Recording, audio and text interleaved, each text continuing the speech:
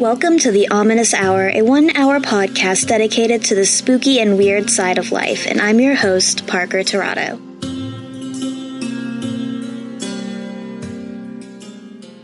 Alright, hey everybody, and welcome to the Ominous Hour.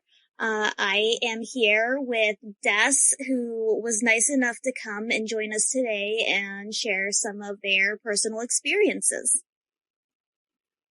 Hey everybody, I'm Des. I've grown up in a really weird paranormal home, so I'd love to share my little experiences with you guys. So let's kind of just start off with what are some of the earliest things that you remember happening?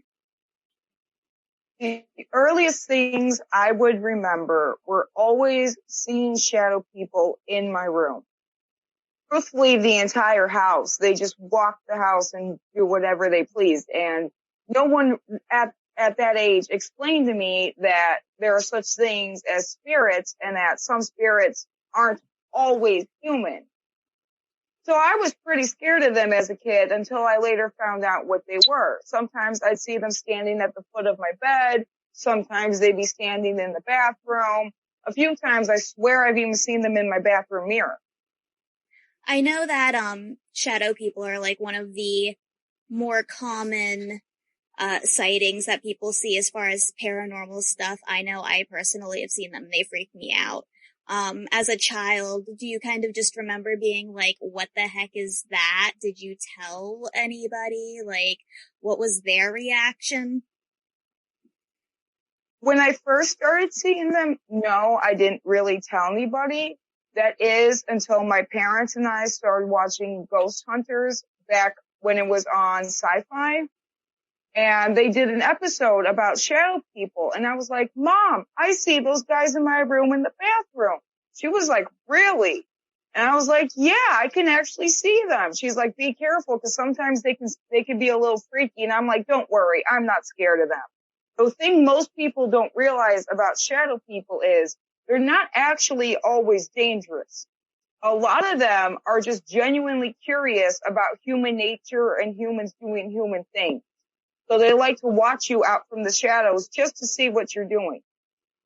Right, because I know that there are a lot of ghosts and spirits that will disguise themselves as shadow people. There are, inherently bad shadow people, and then there are shadow people that simply could just kind of exist. That's just how they look. Yes, exactly. I've personally never encountered a bad shadow person. One of my favorite spirits, they're called spirit companions. One of my companions that always hangs out with me is actually a shadow person. And he mostly just hangs in the doorway by my room, just watching over everything, making sure everything's okay. Now, as you got older, do you have any stories or instances where there have been things that have terrified you, or things that were kind of, I guess, enlightening or what have you, things like that? The one situation that honestly opened my eyes to all the weird wackiness of the occult and supernatural was when I was a kid. I loved playing pretend so much that I would literally play as a dog with my own dogs. I didn't have any siblings my age, so this is what was my way of making up for that. And this one night I slept out in the living room. I was doing this for 2 months at this point, never had this situation come up. I couldn't fall asleep that night. I was having a very hard time, and it was 2-3 hours past my bedtime at this point. And I'm like, I don't want to go in my room. I want to keep sleeping out here. And I swear something told me, just go in your room. It'll be fine. And I'm like, okay, that's weird, but I don't know why. I'm just going to listen to it. I was 10 years old at this point, so I always just listened to my gut. And literally that night, a drunk driver crashed into our living room, and I could have died that night if it wasn't for whatever it was telling me to go in my room. That is almost terrifying and endearing all at the same time. Oh yeah. Oh yeah, my parents woke up. I did not. I slept through it like nothing happened. I woke up the next morning and I was like, wait, what happened? Why is there a bush missing? Why is the house all dinged up? They're like, a car crashed into the living room. I'm like, really? And that's kind of when my eyes started opening to the fact that I might have spiritual powers. When was, getting into that portion, when was it when it finally clicked for you that, hey, there's something going on. I can, see stuff that other people can't see. And this is a whole ordeal that I've had to deal with my entire life.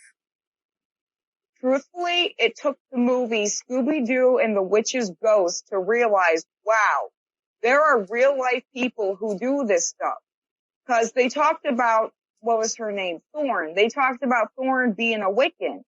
And I was 13 at this point, so I got a little excited being like, wait, what's Wicca? So I started Googling it and started doing a bunch of research, and I was like, wow, there are people like me who have been seeing spirits their entire life, and I never even knew it.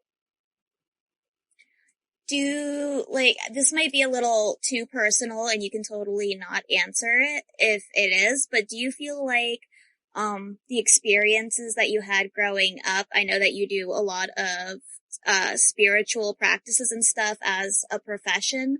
Do you think that that contributed to kind of that career choice? Oh, it definitely did. I was always saying as a kid, if I had what I called Hollywood magic, I would definitely be a witch and I would definitely make money off of it. And that's something I've been saying ever since I was really little. And then once I realized you can be a witch, and then I realized there's a market for witchcraft services, I'm like, yeah, this is my profession. This is what I'm going to do for the rest of my life. So as an adult, do you still see things? Do you still deal with things, as far as like ghosts and shadow people on like a daily level still? Definitely, definitely. I hear disembodied voices, stuff moves around my room sometimes. I sometimes actually see apparitions. It's not always just a seeing with your third eye thing, because that's how it normally is for me, that I just see them with my third eye. But sometimes it's a full-blown apparition. It's usually like a black smoke or a black mist type thing. But yeah, sometimes I do see full-blown apparitions that come through my room. And at this point, I've kind of just gotten used to it, especially because I've grown to realize that there is a portal in my room because my room is the lower level of the house and there is a portal. So I'm like, okay, well, I don't know how to close it yet. I haven't learned